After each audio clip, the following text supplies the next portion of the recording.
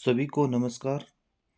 आज की इतिहास की क्लास में कक्षा 12वीं पाठ संख्या 4 विचारक, विश्वास और इमारतें एसआर स्टडी यूट्यूब चैनल पर आप सभी का स्वागत है।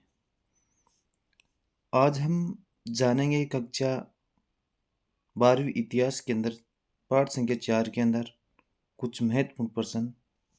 तो आज का पहला प्रश्न है, श्वेतांबर और दिगंबर का संबंध किस धर्म से है? जैन धर्म से संबंध है। अगला प्रश्न, जैन दर्शन की सबसे महत्वपूर्ण अवधारणा क्या थी? प्राणवान। यानी जैन धर्म का मानना था कि संसार में जो कुछ भी है, सब कुछ है, वो प्राणवान है, यानी जो जीवित है उनकी मृत्यु होनी निश्चित। अगला प्रश्न, जैन धर्म के संस्थापक कौन थे? जैन धर्म के संस्थापक ऋषभदेव या आदिनाथ थे। ये जैन धर्म के संस्थापक। कि जैन धर्म के वास्तविक संस्थापक कौन है? महावीर स्वामी। आगे कुछ महत्वपूर्ण जानकारी महावीर स्वामी से संबंधित। जन्म 599 ईसा पूर्व के अंदर हुआ था और स्थान था कुंडल ग्राम, बिहार के अंदर। बचपन का नाम था वर्धमान। पिता का नाम था सिद्धार्थ। माता का नाम था त्रिशला देवी। पत्नी का नाम था यशोदा।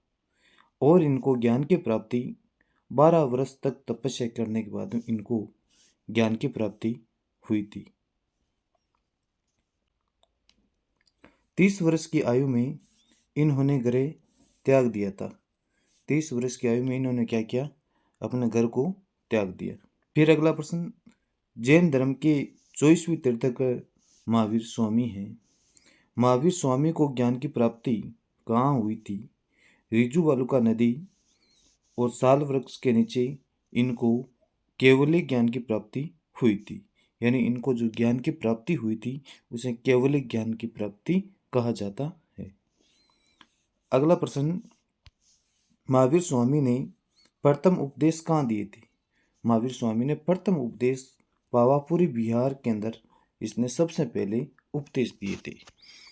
फिर महावीर स्वामी की मृत्यु कब हुआ, कहाँ हुई? 527 ईसा पूर्व में इनकी मृत्यु हुई और 72 वर्ष की आयु में बिहार के पावापुरी राजगीर स्थान है, वहाँ पर इनकी मृत्यु हुई थी। फिर अगला प्रश्न, जैन धर्म के 23वें तीर्थंकर कौन है? पार्श्वनाथ। ये भी प्रश्न पूछा गया परीक्षा में कई बार। अगला प्रश्न, जैन धर्म के 5 व्रत कौन कौन से हैं? जैन धर्म के 5 व्रत हैं अहिंसा। अहिंसा का मतलब है हत्या न करना। सत्य, झूठ ना बोलना कभी। फिर असत्य, इसका मतलब होता है चोरी ना करना। फिर अपरिग्रह, इसका मतलब होता है कि धन इकट्ठा ना करना। फिर 5वां है ब्रह्मचर्य। ब्रह्मचर्य का पालन करना चाहिए। महावीर स्वामी ने पार्श्वनाथ के सिद्धांत में कौन सा नया सिद्धांत जोड़ा था? ब्रह्मचर्य है, ये सिद्धांत महावीर स्वामी ने जोड़ा था। अगला प्रश्न, कोलकाता में इंडियन म्यूजियम की स्थापना कब हुई? 1814 ईस्वी में। अगला प्रश्न, कैलाशनाथ मंदिर कहाँ स्थित है? एलोरा, महाराष्ट्र में कैलाशनाथ मंदिर स्थित है। फिर अगला प्रश्न महत्वपूर्ण प्रश्न है, बौद्ध ग्रंथों से हमें कितने संप्रदायों की जानकारी प्राप्त होती है? 64। अगला प्रश्न, स्तूप किस धर्म से संबंधित है? बुद्ध धर्म से या बौद्ध धर्म से स्तूप संबंध है। कि स्तूप का शाब्दिक अर्थ क्या है? ढेर। संस्कृत में इसे टीला कहा जाता है। संस्कृत में इसे क्या कहा जाता है? टीला। इस प्रकार से होता है। अगला प्रश्न, स्तूप किस धर्म से संबंधित है? बौद्ध धर्म से संबंधित है। फिर अगला प्रश्न, सांची की खोज कब हुई? 1818 ईस्वी में सांची की खोज हुई थी। अगला प्रश्न, सांची का स्तूप मूलतः किस शासक ने बनवाया था? सम्राट अशोक ने, जो मौर्य वंश के शासक थे, इन्होंने बनाया है। अगला प्रश्न, किस राज्य में सांची का स्तूप स्थित है? कनखेड़ा मध्य प्रदेश राज्य में स्थित है। अगला प्रश्न, जॉन मार्शल ने सांची पर लिखे अपने महत्वपूर्ण ग्रंथों को किसे समर्पित है? सुल्तान जहां को। अगला प्रश्न, शाहजहां बेगम किस रियासत की नवाब थी? ये भोपाल मध्य प्रदेश है, वहाँ की नवाब थी। अगला प्रश्न, शाहजहां बेगम की आत्मकथा कौन सी है? ताज उल इकबाल तारिक, ये इनकी आत्मकथा है जो भोपाल की बेगम थी। अगला प्रश्न, अंगुत्तर निकाय किसका धर्म ग्रंथ है? बौद्ध धर्म का। अगला प्रश्न, त्रिरत्न किस धर्म से संबंधित है? बौद्ध धर्म से संबंधित है। अब कुछ महात्मा बुद्ध के बारे में कुछ महत्वपूर्ण जानकारी। महात्मा बुद्ध का जन्म 563 ईसा पूर्व में हुआ था। स्थान कपिलवस्तु के निकट नेपाल के अंदर इनका जन्म हुआ था। इनका बचपन का नाम सिद्धार्थ था। अब महावीर स्वामी के बचपन का नाम था वर्धमान और पिता का नाम था सिद्धार्थ। महात्मा बुद्ध का बचपन का नाम क्या है? सिद्धार्थ। फिर पिता का नाम सुदोधन साके, माता का नाम था महामाया और महात्मा बुद्ध के जन्म के 7 दिन बाद महामाया की मृत्यु हो जाती है। फिर इनकी बहन थी जिनका नाम था गौतमी, और गौतमी ने महात्मा बुद्ध को पाला पोसा बड़ा किया। फिर अगला प्रश्न, महापरिनिर्वाण 483 ईसा पूर्व में वैशाख पूर्णिमा को हुआ था। 29 वर्ष की आयु में महात्मा बुद्ध ने घर को त्याग दिया था।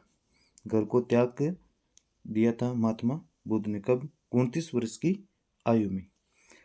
फिर इनको ज्ञान की प्राप्ति हुई, वो पिंपल वृक्ष के नीचे, और ज्ञान की प्राप्ति हुई कब? वैशाख पूर्णिमा को।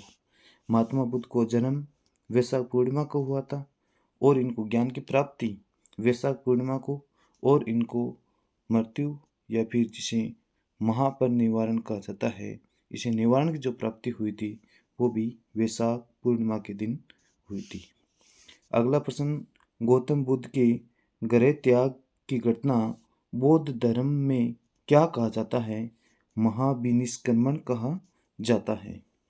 अगला प्रश्न, महात्मा बुद्ध को ज्ञान प्राप्त कहाँ हुआ था? बोध गया में।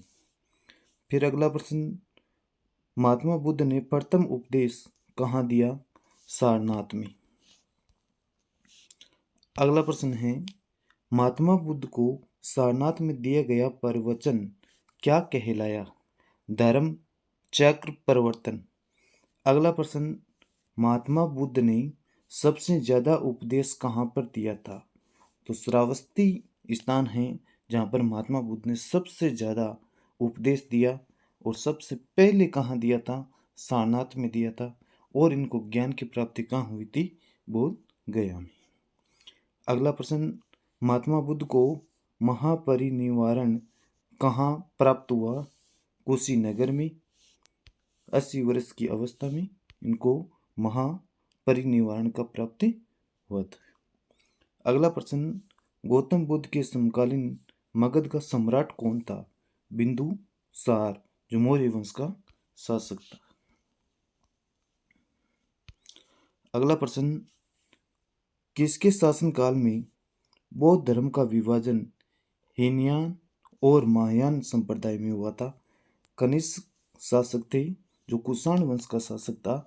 इसके समय में इनका बौद्ध धर्म का विभाजन हो गया था। किसमें? हीनयान और महायान संप्रदाय में। फिर आगे देखिए, त्रिपिटक का संबंध किससे है?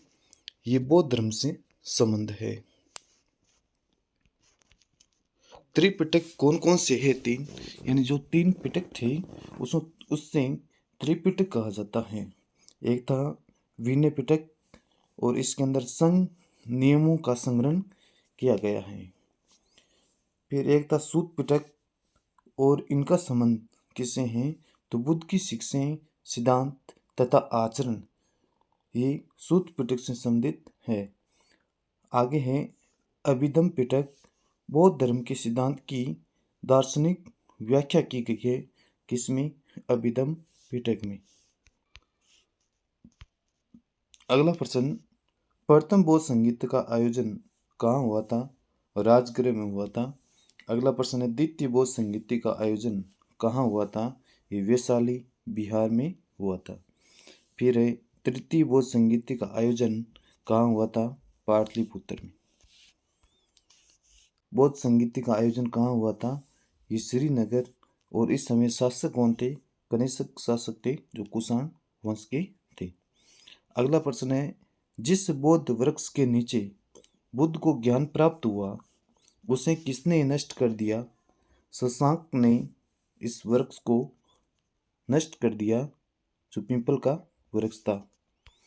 अगला प्रश्न ये आपके लिए है कि तुम सब अपने लिए खुद ही ज्योति बनो क्योंकि तुम्हें खुद ही अपनी मुक्ति का रास्ता ढूंढना है।